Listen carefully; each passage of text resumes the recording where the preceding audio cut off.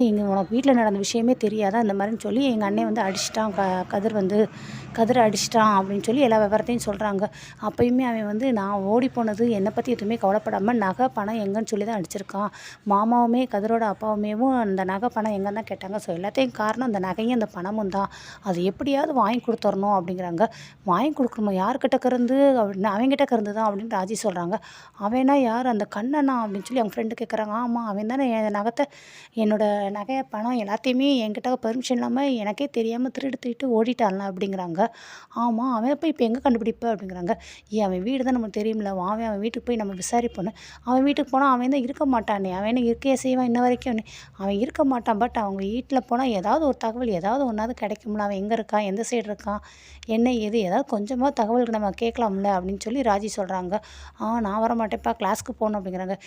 எத்தன தடவ நீ காலேஜ கட் அடிச்சுட்டு சினிமா பார்க்கலாம் போயிருக்க. அப்பலாம்